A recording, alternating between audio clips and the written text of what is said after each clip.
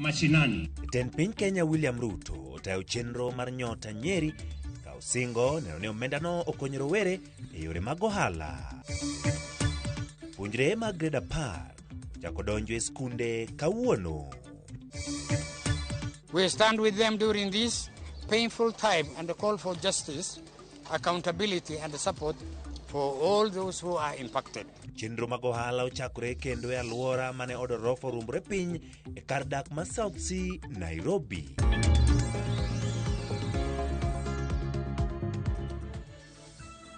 Erokamano Nyakoromogi kuom yiero Ramogi TV. Bed kode chakruok nyaka giko. Nyinga Ochieng' Emmanuel.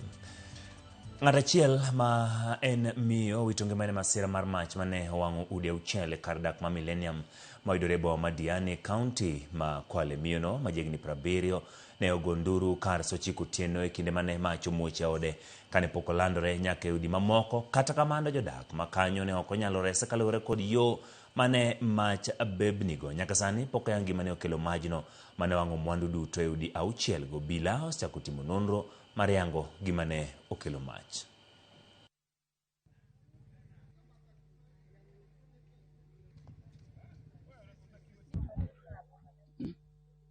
Sasa tulikuwa tumelala na huyo kuna jirani akaanza kupiga nduru, akasema nifungulieni nachomeka kwa nyumba.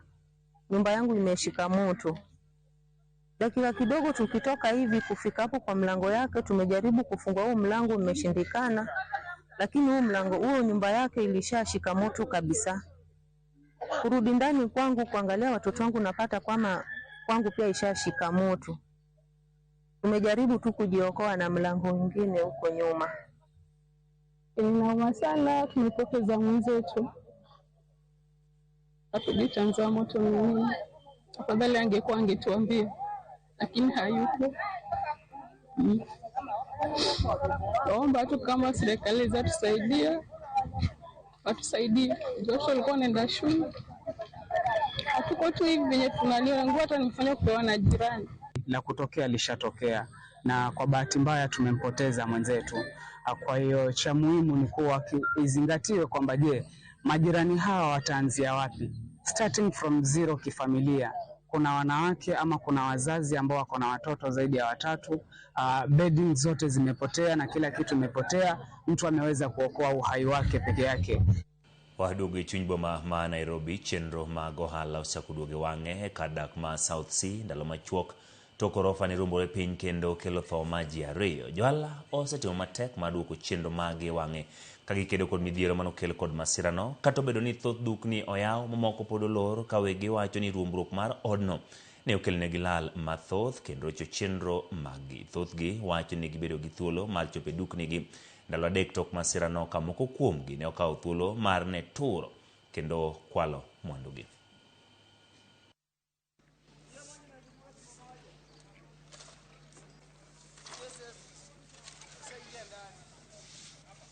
Roads have been closed in this section of the city for the past 7 days. Businesses have suffered great losses. This is South Sea Shopping Center. It's a key shopping center for the community that lives and resides in South Sea. But we're happy to report today that majority of the debris has been cleared, the roads have opened, business and life has resumed to normalcy. Still we are not calculate what is the figure of how much is that, but also there from inside stolen a cash, stolen also our goods, more than 7 million approximately, but we did not figure out still today. So kindly I request to government, they support to us, they talk with building owner to clear up this everything, so we will continue our business. To the families affected by the recent building collapse, we stand with them during this painful time and call for justice, accountability and support for all those who are impacted. To our association members who suffered immense losses, be it through theft, business closure, and blocked roads, we stand together as we look for ways to compensate and avoid such incidents in future. Wadhi weche mag siasa. Kuku ma duond bura mar ODM obagoromo vipingo kalure kod pogruok moko mag paro mosebedo kane ni duond bura ma kamoko kuom jokanyo osebedo ka sundo mondo luong bura mag jokanyo mopuodhi mondo tim yiero mag jodito mag duond burano. Romono oyuore kod ogai mar ODM Oburu Oginga, jalupne jakom Gladys Wanga e kind jodito mamoko.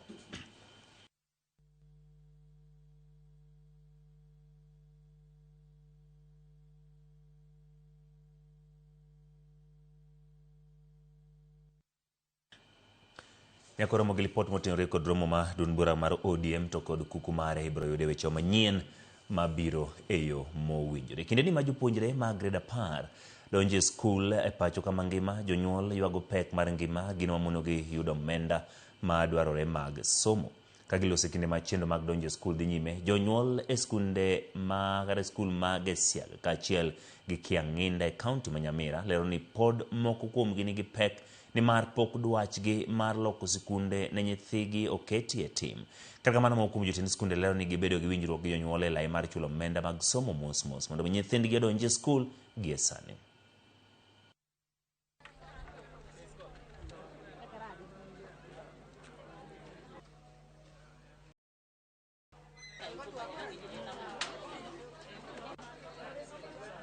We as parents, we are having a lot of problems. There is a lot of problems, there is a lot of challenges that we are facing in this area. Number one, there are those boys who are selected or who are placed in girls' school. Now, as parents, we fail to understand whether we are going to buy all the items needed for this boy to report to the girls' school. Like now, there are students who were placed in day schools in Ikimana, Kajiado County. Are they going to report? And these are girls. Are they going to report to Kajiado?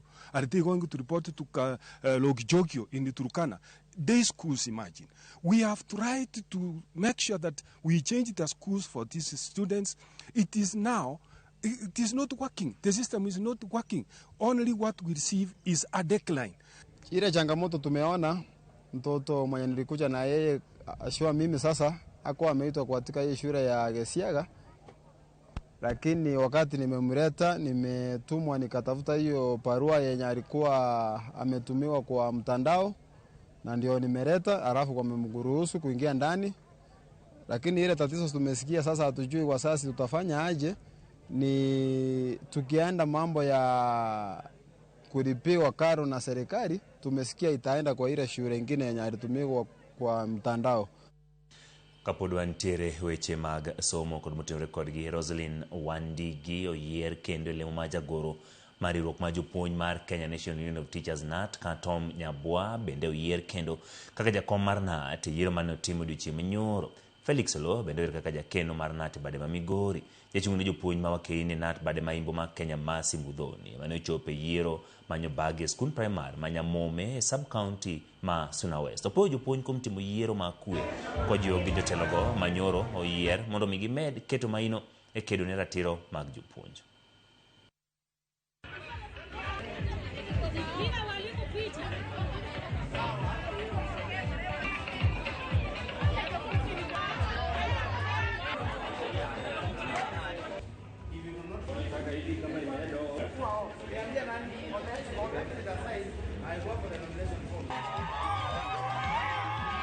Migori NAT branch elected their executive secretary,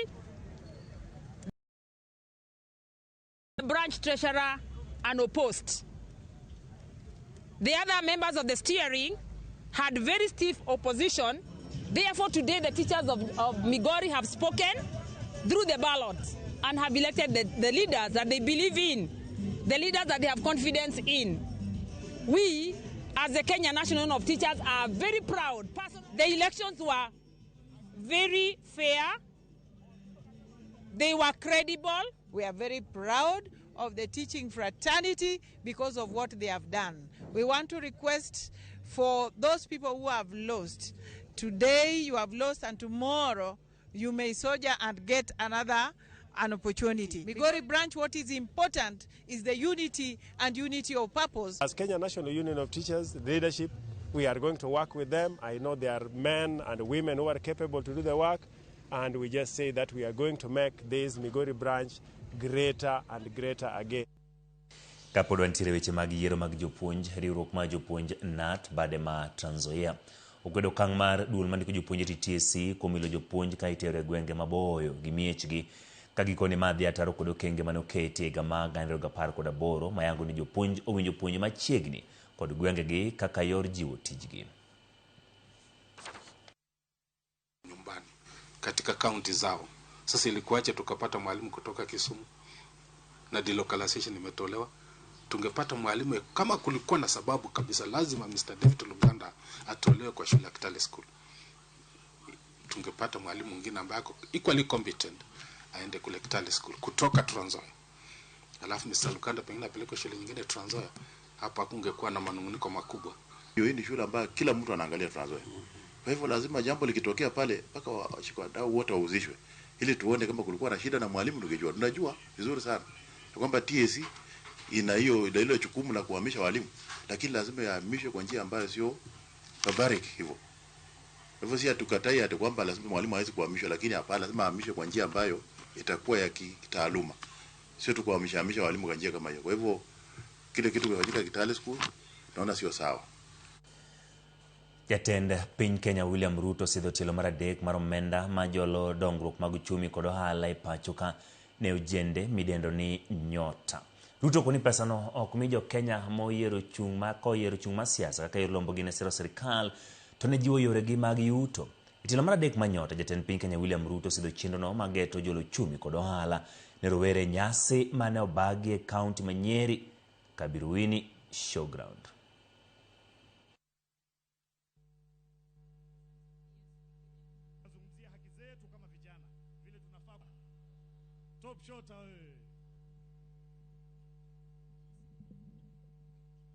Ngozi, mimi sina mengine ila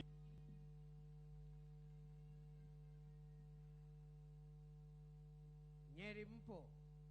Sasa nataka nimuulize jamaa wa 40 years.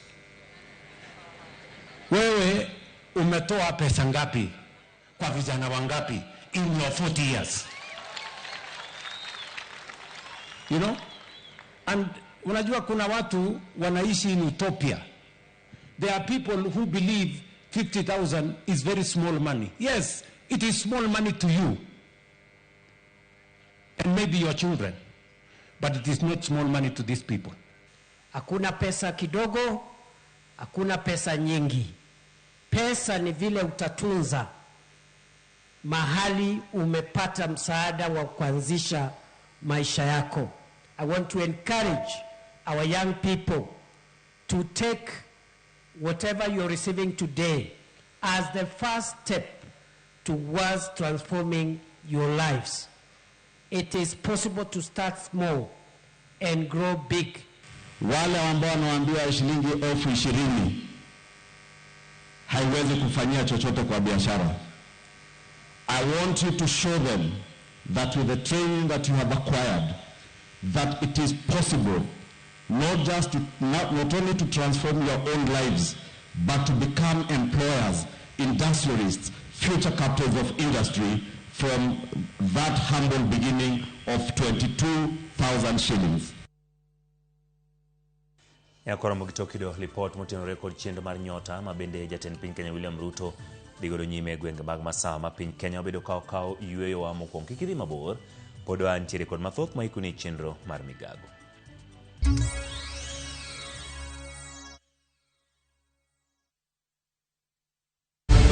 In a world where family is everything, how far will one man go to claim what he doesn't deserve? Viusasa brings you a new and exciting series, Ahadi.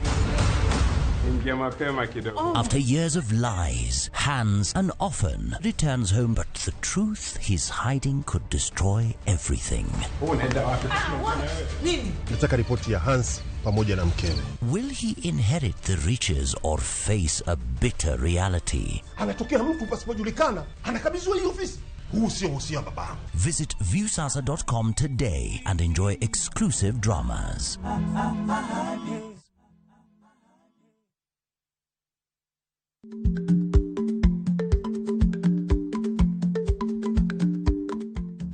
Icha gweno to icha ogwang'. Matiende ni, kapok ing'ado bura ewi wach moro amora, kuong inon ng'ama rach.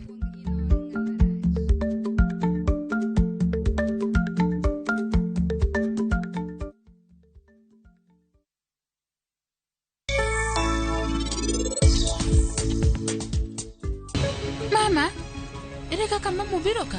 Dong'e ocho nenera ni gin kik gibi kae. Anakia kaka gin gibiro ka. Mama! Aparo ni Diwali ni e od joka Bajwa ka dhi bedo Diwali mamit ahinya. Pari, Niti, gi Rajiv aneno ka boma dek dhi muoch kawuono. Ing'eyo, in bomor ahinya kiromo gi min Pari.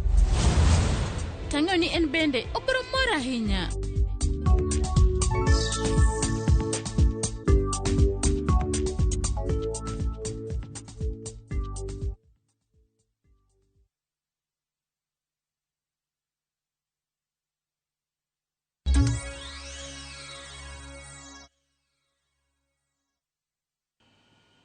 Erokamano nya koromogi kuom medo kete Ramogi TV chenro mar migago kendo wadwani mondo koro wang'i weche motenore kod tero nyithindo e sikul ne grade mar 10. Jopuonjre mag grade 10 ochako donjo skunde kawuono ka jonyuol gi nyithindo medo molo e skunde mane oluongie. Ma en thuolo mokwongo ma soma CB donjo kod e grade mar 10.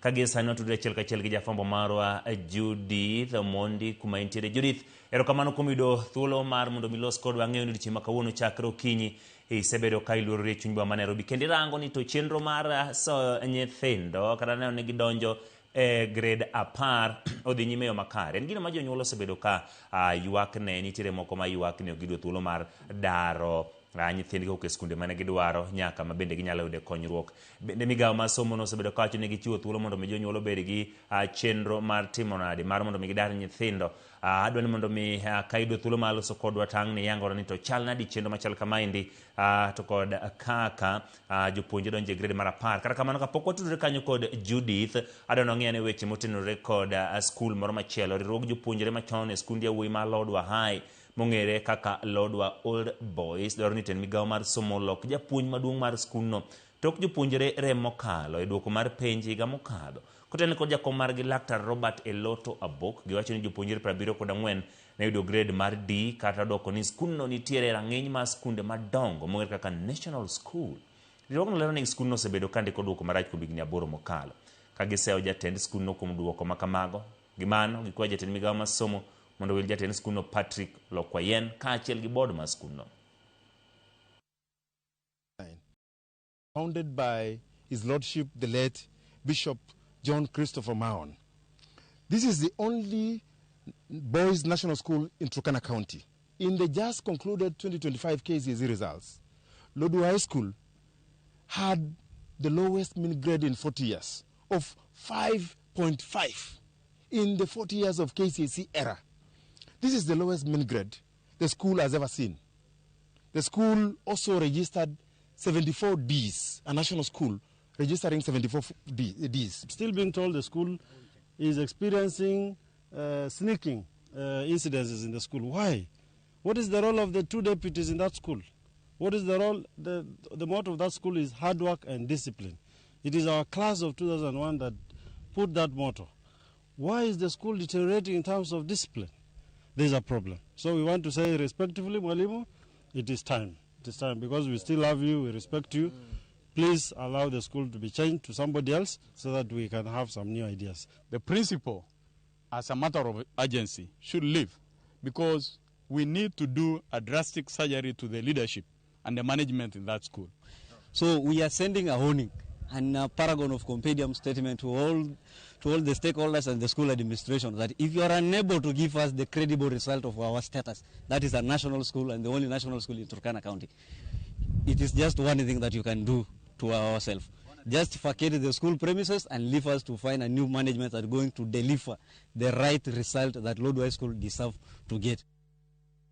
Akora mogi pod wantiere weche mag somo singo ni kanyo ni wabro loso koda Judith Omondi manatoka dakika manoko aseyudo yore mag tudruok makare. Kata kamano dweche ariyo bang' sienyruok lowo mane okelo midhiero ne jodak ma Chesongoch koda Kipkende County ma Elgeyo Marakwet, piny owacho chako chenro mar gero udi 53 manyuola mane oyudo chandruok mondo mi gidagie. Kaluwore kod County Commissioner ma Elgeyo Marakwet David Kosgei, gedo machakore odiechieng' kawuono itayo kod JNYS geno ni biro tieki kapok dweche ariyo rumo. Joma ne oyudo midhiero pako piny owacho kuom paro ka gikoni sir makamano biro miyo gidok e ngimagi mane gin go motelo ne masirano.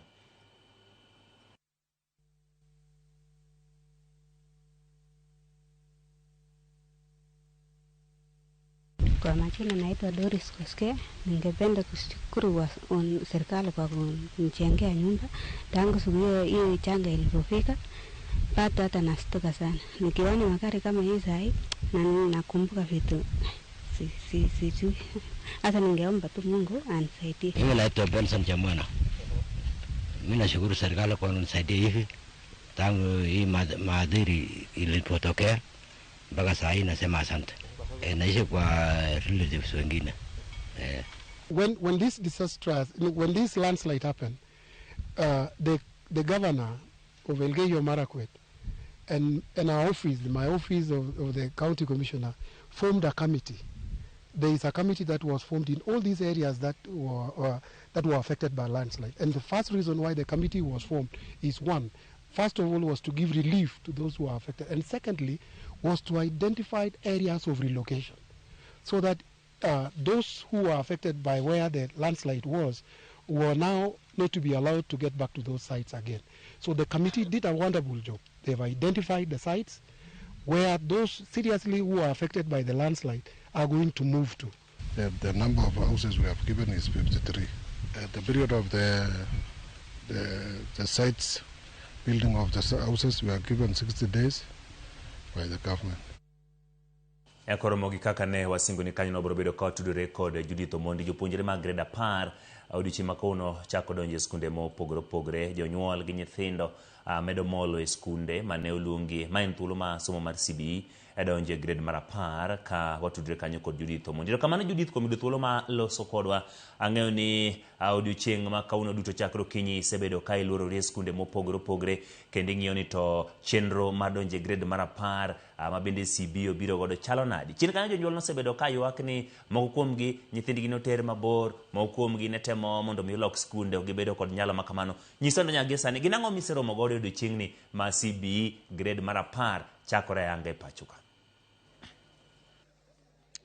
Erokamano Emmanuel, mokwongo atimo mos ne janeno marwa kuom ng'ikruok mosebedo chien kanyo. Walose obiro achiel kachiel ka wantiere skunde nyiri ma Pangani Girls Bore Nairobi ka. Ma en achiel kuom skunde ma nyaka sani kaluwore gi lai manyien mar somo mar CBE ni e rang'iny mi iluongo kaka cluster 1. Cluster 1 schools gin skunde ma nyaka sani kaluwore gi okang' mar somo ma wan godo e piny mar Kenya kae biro bedo katimo kit somo duto mano kama oriwo somo mag STEM, somo mag arts and sports kaachiel kod social sciences. Omiyo kinyi ma kawuono jopuonjre osemolo e skunde ni kendo nyaka sani wasetwa kod japuonj maduong' mar skunde ni mabende ojangonwa ni chakro ki nyaka sani maromo jopuonjre mohewo 300 oseriwore kendo oserwaki e kuonde e kar somo ni kendo osetergi bende e kuonde nindo okinyi makawuono ni Emmanuel. Japuonj skul ma Pangani kae ni mochako kendo gi jopuonjre gi higani en japuonj maduong' ma nitie skul ma Nyakach Girls makmana ni higani okele skul ka kendo obedo kata mana japuonj maduong' kata principal mokwongo mar chako ayanga somo mar CBE e lai mar grade 10 skul ni ma Pangani Girls. Ma e okang' mokwongo Emmanuel ma piny Kenya rwako e jopuonjre mag grade mar 10 e bwo kit somo mar CBE ma bende Kenya na ochako mahao igni 10 ma okalo. Motelo ne biro e skul ma Pangani Girls kae ni wasewuotho e skunde ma opogore kama oriwo Nairobi School kaachiel kod Kenya High ma bende waseneno kaka chenro ni dhi nyime. Skul ma Nairobi School jonyuol nochopo modhuro kendo kochopo sama no wuogi moro kar saa 4:05 mahao jopuonj 1000 ne osechopo mar ndikore kata mar donjo e skundno. Higani jopuonj duto Emmanuel mariwore kod skunde mag sekondar mamalo kata senior secondary e bwo laini mar CBE kata grade 10 gin jopuonjre mahao 1.1 milion. magi gin jopuonjre mane oseyudo duokogi mag KJSEA kendo noketgi e rang'iny mag somo ma opogore opogore kama nasewacho noriwo STEM, oriwo social sciences, to oriwo arts and sports. Kidieny mar kit somo gi jopuonjre gi makawuono chako riwore ayanga e skunde mag senior secondary mane oyudo thuolo thuolo mar timo STEM mane gin jopuonjre mang'eny ma oloyo mahao atamalo 60 kipimo kod jopuonjre mamoko kendo magi gin jopuonjre ma dhi yudo thuolo mar donjo e skunde mag cluster 1 kod 2 thothne magin skunde ma dhi chiwo kit somo gi duto.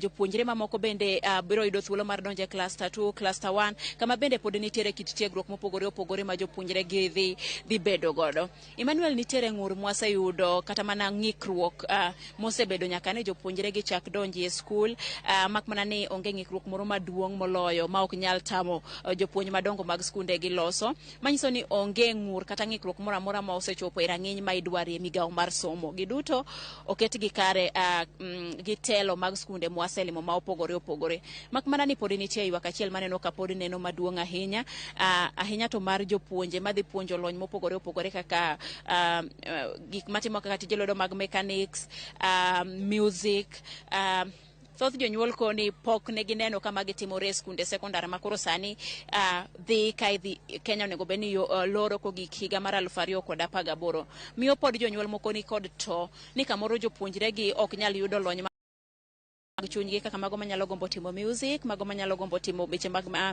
mechanical engineering. Gikoni onego bed ni sirikal keto okenge ma biro miyo jopuonj obed ni yudo tiegruok makare e wechegi. To bende Emmanuel katenore gi ma bende chien kocha nwatwak kod riwruok mar KUPPET kama gin bende gigolo paro mondo mi duol mandiko jopuonj TSC omany jopuonj molony e weche machalo kaka ma jonyuol wuoyegi mondo gibed jopuonjre minyalo ndiki kendo inyalo puodh kod duol mandiko jopuonj TSC kaka jopuonj ma pod nyalo puonjo kit somo ma kamoro jonyuol kata jopuonjre paro ni onge e senior secondary. Koro magi gin mana pod moko kuom ng'ur ma pod aneno. Wang'iyo kaka kit donjo mar jopuonjre gi e skul dhi nyime. Thoth gidonjo kawuono mak mana ni kiny kod tich adek pod nitie skunde ma ok ochako kawuono kiny ne chak kiny kaka skund sekondar ma St George's mantie mana butwa kae ang'eni gin biro donjo tich adek. Koro pod abiro mana medo kelo mathoth to wakon anyakora Mogajwang' ni to gin ang'o madhi mbele.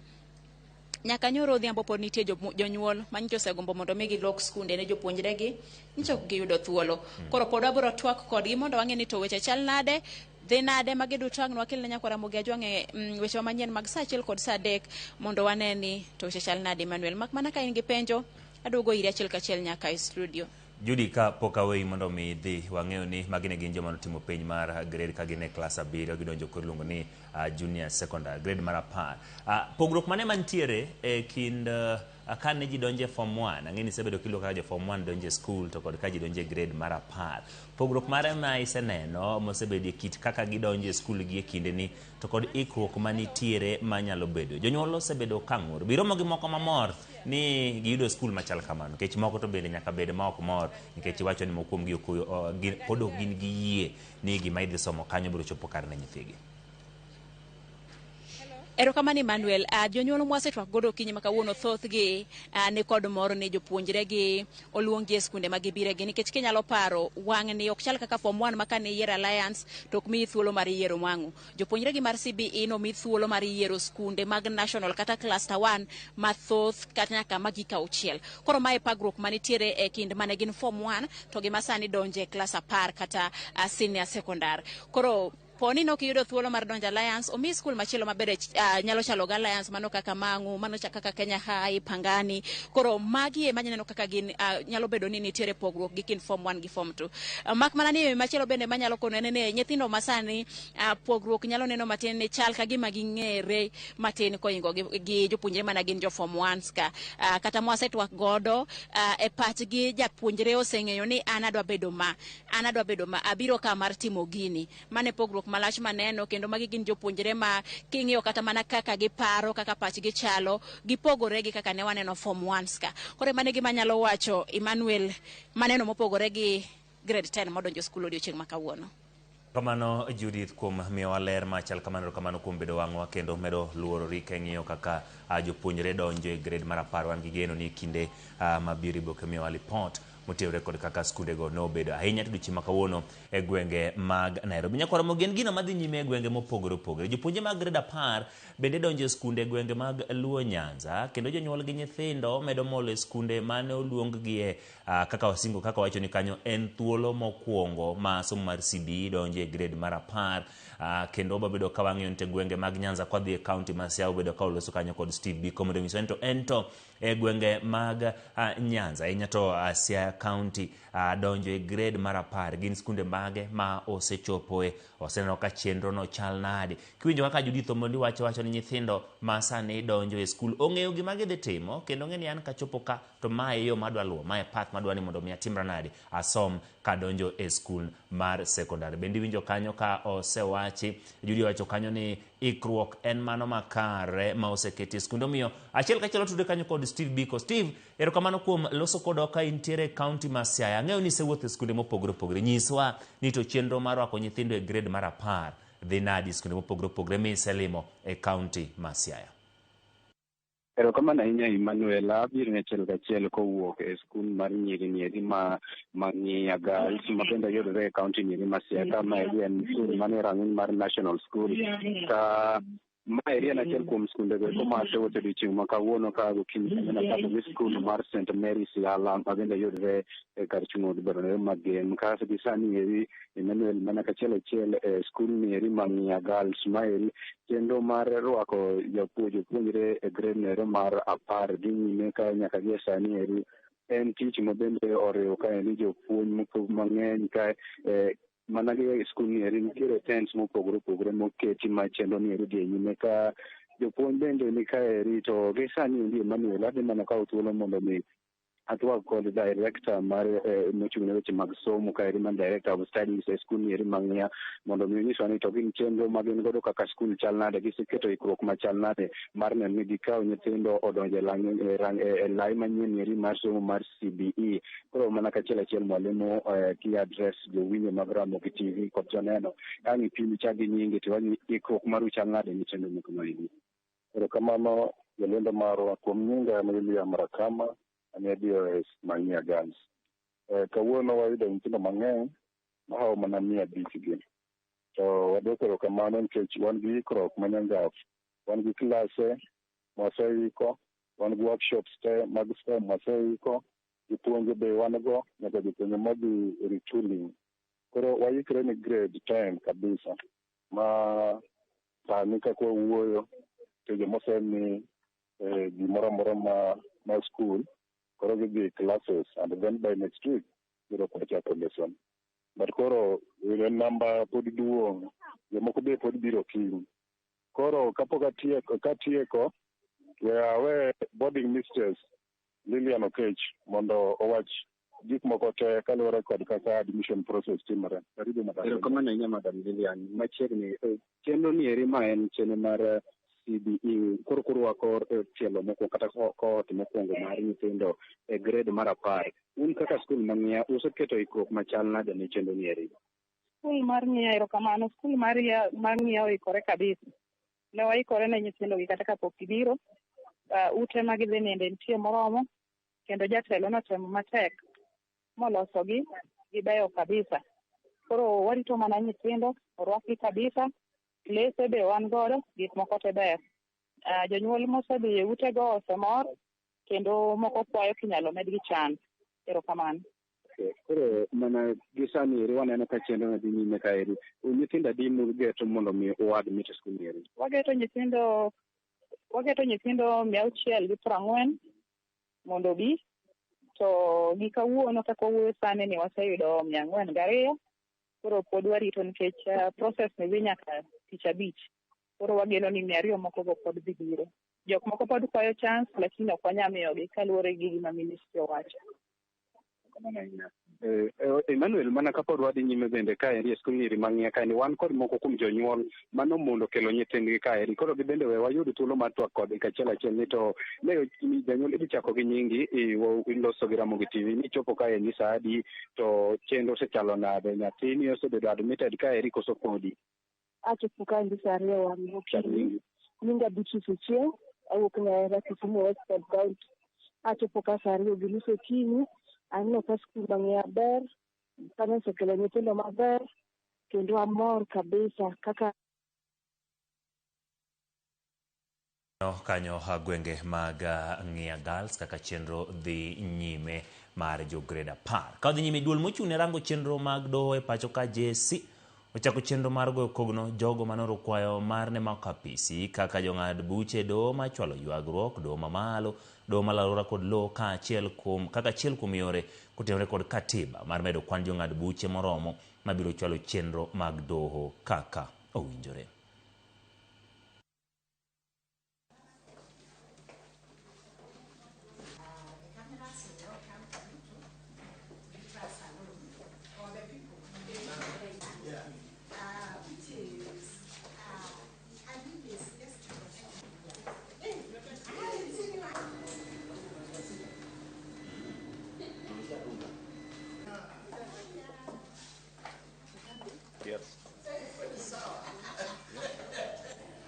Ka odhi nyime mine ma osebedo ka kale achiedh nade lwet anyuola bang' wito chuogi sani medo yudo fungruok kokalo sir mamiyogi kod riwruok ma itayo kod apisi ma jagoro ma migawo mar arita Raymond Omolo ta chenre bwo chenro mong'ere kaka Widows Empowerment. Peter ne ochunogi donjo mar konyo mon lietego yudo ratichgi ahinya to weche mwandu mag chuogi kama samoro imayogi kod anyuola kalore ni moko kuomgi onge kod ng'eyo ewi ratichgi. Ogendo bende okoni moko kuomgi ginyiewnegi lowo kendo gironegi kaka yor gologi e sand majukogi bang' tho mar chuogi.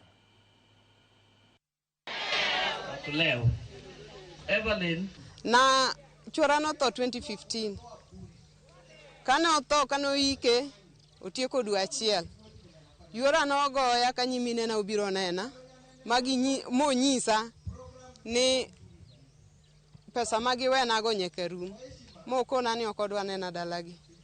Bang'e nabiro sori nadak gi nyathiwa machogo adak kode kuom higni 10 mane mar 11 to ago erokamano nikech min Kriside we wuoyo ni Dr. Raymond Omolo nitie e isorika dok ang'eyo be dok ayudo ber mayudo ni.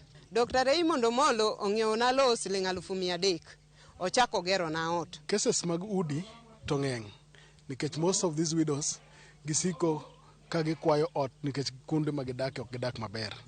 Cases go to ng'eny and udi mosegero be ng'eny kabisa. Manda kaka nwachako gini man nwachake higa mar 2023 kane sirikal mar William Ruto nodonje telo kane oketo Dr. Raymond Omolo tich.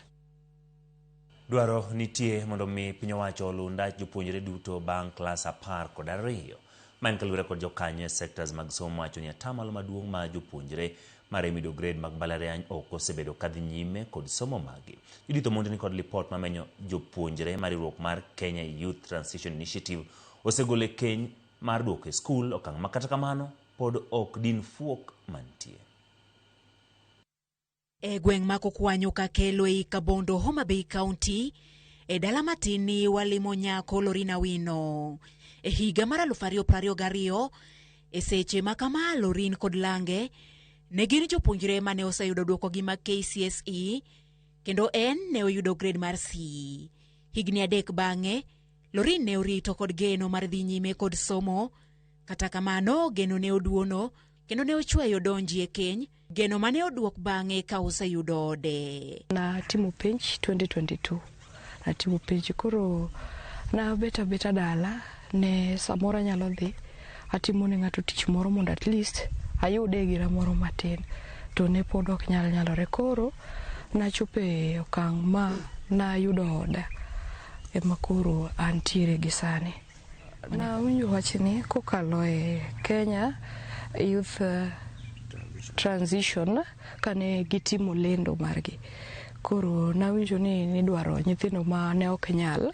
Koro kana winjo the advertisement to na dhi na yudo thuolo mar dhi to e chopona ni ayudo ka I was one of the luckiest people mano yudo thuolo mar yudo scholarship. Mana e gweng'ni bende sigana machielo mar Ronaldo Odhiambo rawera ma odgi japuonjre madhi nyime kod somo bang' klas 12 pok obedo. An kaka atieko skul an ang'e ni mano e giko mar dhi na skul nokan gi paro moro mar dhi skul nikech nonge mbele kaka nodhi chulo fee nikech kata nyithindwa kaka ntieko skul gin madala gik magidhiye.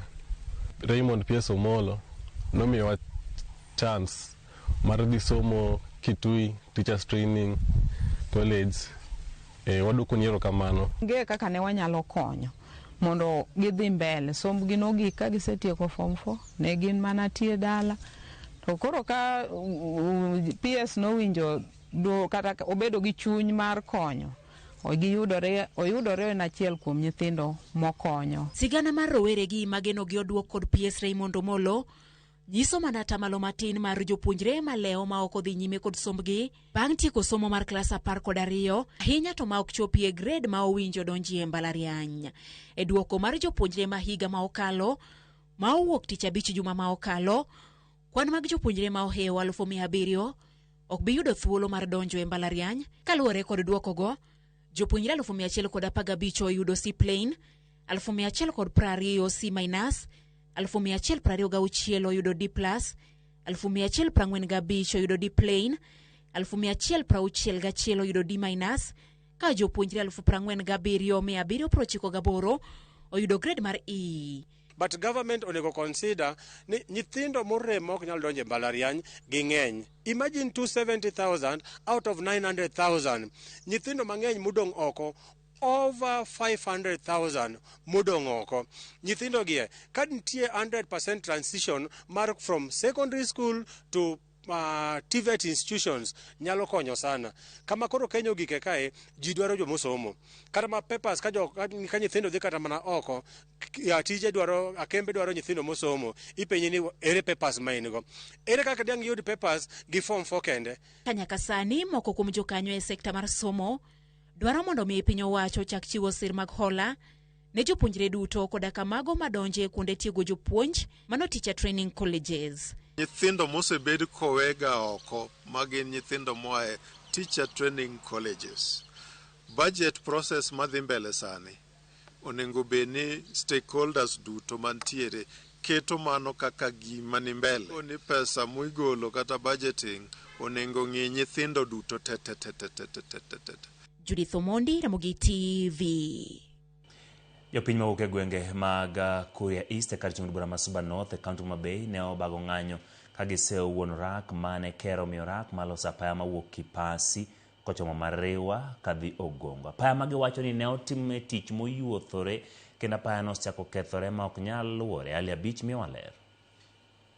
Pwenya gweng Maruri East ward malambwe ka churubura ma Suba North prose uno rak manomiyo rak matimo apaya mawuok Kipasi kadonjo Mariwa nyaka Ogongo magiwacho ni ne oyuotho tich gino ma osemiyo apaya no kethore kendo ok nyal kalore mayot. Jopiny go kawo telo kod jondiek kod Jerry Dianga wacho ni apaya no kera ne oketo ne tenge omenda maromo milion 10 mondo mine losego kendo ne olose dwe mar 10 higa mokalo. To kata kamano tich notime yo moko winjore kendo apaya no sani okethore ma ok nyal luore. Ni yor ni waseyuago kendo sekete budget igni mang'eny. Kano ketnwa budget ne wagoiro kamano ahinya kendo kano kele ni time gi kera. Wan wapani kera kubiro kamoro to loso mana lam. Kata koloso yor maram to lose to standards monyalo dak kendo nyalo konyo jopiny. Waneno ka koro pesa jopiny no bedo wasted. Gini ok watimo mondo wago ng'ata kisiasa, but wadwaro njia bora, sio bora njia. Biro yudo ni kandara ni ochot kaka koro bedo ni. To jatuo man wandigi dispensary ko bedo referred to Ogongo sub-county hospital. Ok onyal chopo nikech ndara onge. To kata kanitie johala mo Aramba kata mo other sub-counties ma connect wagi Kipasi ma is the main market. Ok ginyal chopo nikech ndara ochot.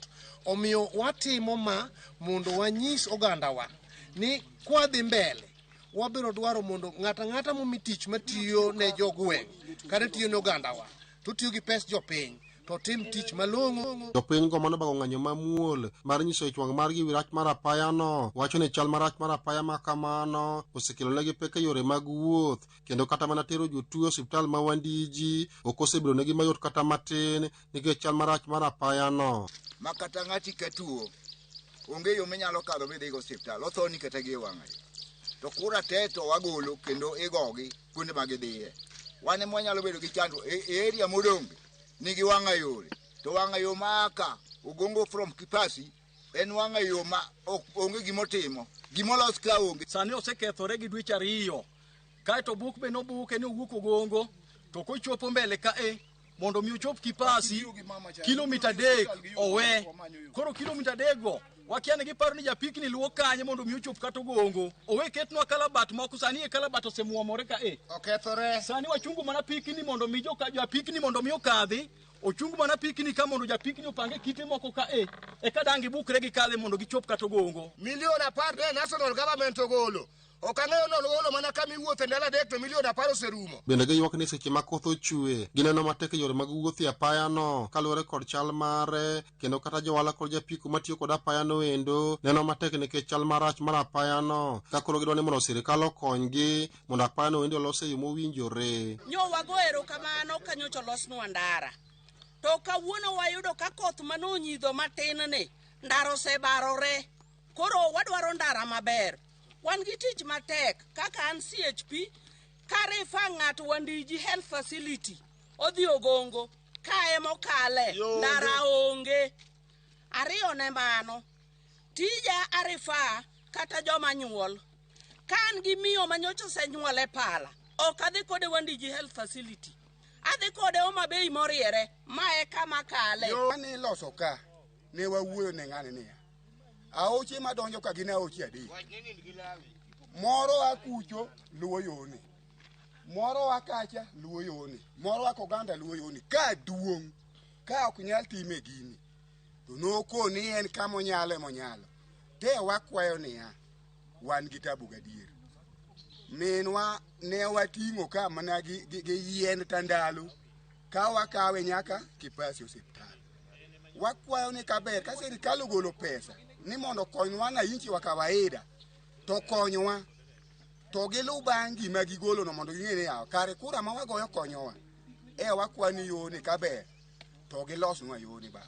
Alia Beach, Ramogi TV, Homa Bay. Ramogi tok lipot mowuok Kipasi wakao yweyo kikidhi mabor pod wantiere kod mathoth mawaiko.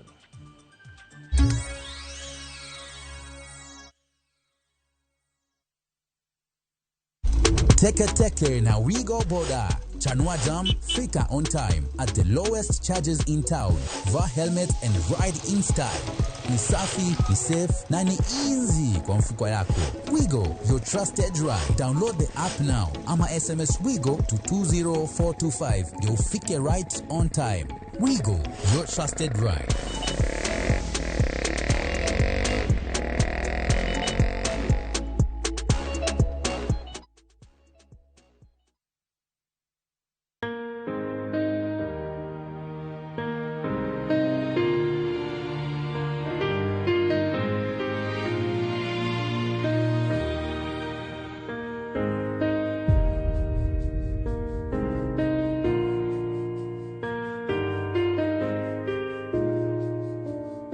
Dial *860*419# to get In Christ Alone as your skiza tune.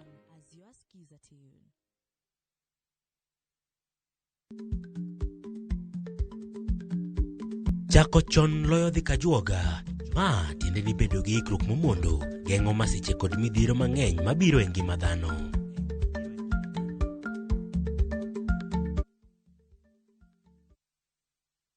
Reset that feels calm, not forced. Reset Indiani, where time feels unhurried, the ocean moves softly, and every day invites you to simply be. From 43,000 Kenyan shillings per person sharing, enjoy 3 peaceful nights in Diani. White sands, calm waters, and moments designed to help you come back to yourself. Because the year doesn't need to start fast, it needs to start right. Start somewhere quiet.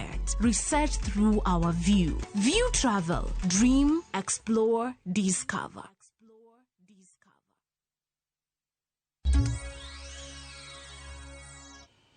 Erokamano kuom medo kete kae kindeni ma piny mangima medo keto kenge mag thiro yedhe makelo mer.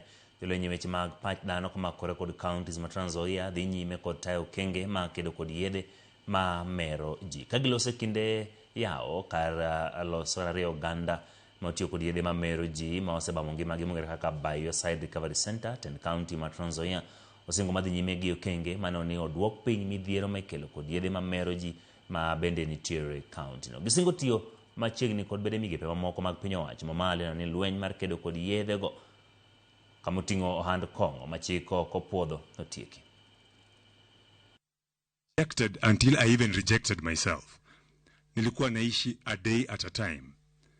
Ikawa ya kwamba imefika mahali hadi nikakuwa na shida ya mgongo. Watu wanakunyonga pombe wanakuwa na shida ya kichwa, akili, kichaa. Lakini mimi ilikuwa mgongo. Addiction can be overcome if somebody has the genuine commitment and the seriousness of avoiding it. To those of us representing our county governments, I think there has to be a conversation. This is a concept, this is an idea. And I think in the US, those services are even provided in the homes. Uko nyumbani, si ndio? People are not brought together. Lakini hapa, the way it has been prepared is also a home that is nice. Enye unataka kuja kukaa, hata watu watakatalia hapa. Sijui tutawatoa aje. Kabla tuwakimbize hapa, Bioside Recovery Center, we can do something called an intervention. Show them love. Thank you so much, Waziri, the way you said, show them love. When they see love, that's when they're going to realize, oh my God, I'm hurting people around me. Mapiny Uganda yiero mochan bagi tich ang'wen ma jumani. Jatend pinyno Yoweri Museveni mosebedo kotelo ne piny Uganda kochakore higa ma 1986 nitie piem kod jangolo Bobi Wine majegni 43.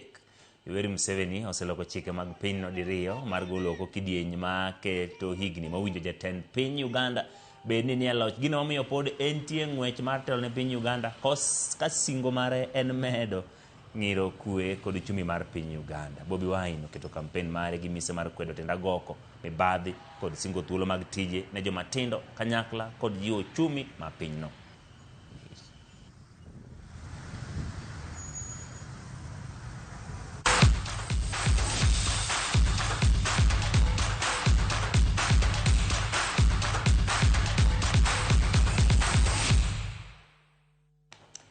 Echuma league ma adhula mapacho ka club mar AFC Leopards poro mako thuolo mokwongo kanyaka sani gin gi points 30 tok loyo club mar Tusker gonde 4 kuom lingthi odiochieng' manyoro.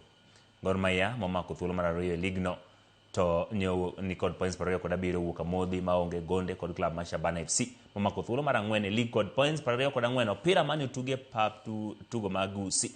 Gor Mahia nigi tuke ariyo lwedo mpogore gi timbe 5 motelo Kenya Premier League nyaka sani. Club ma Kakamega Homeboyz omako thuolo mar 3 kanyaka sani gin kod points 24 aeto Tusker tieko 5 mokwongo kod points 24. Kariobangi Sharks, Sofapaka kod APS Bomet luoro mar dok e lum omako gi kalure kod duoko ma ok ber ma gisebedogo.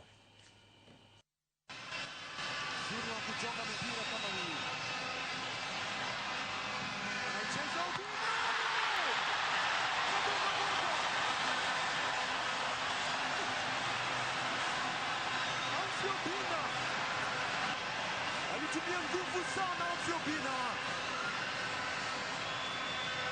ikaishia kugonga mtambao uliopanya na kutoka nje. Off target ile. Morrison Blackstar, Felix Oluochibwa ameipenyeza kwa Samuel Kapen. Kapen anakataa TJN. Ramichira, nafasi anakata kwa tena. Ilikuwa ni danadana ya wanashabana. Picha kidi ball. Nipe nikupe raha tupate. Pasi ya Brian Michira. Alidokoa tu. Bronson Subu Gaserumira.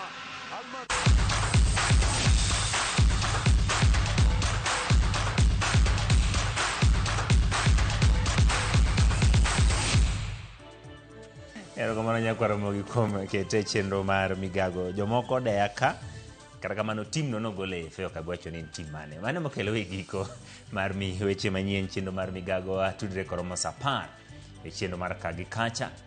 Nyinga Ochieng' Emmanuel.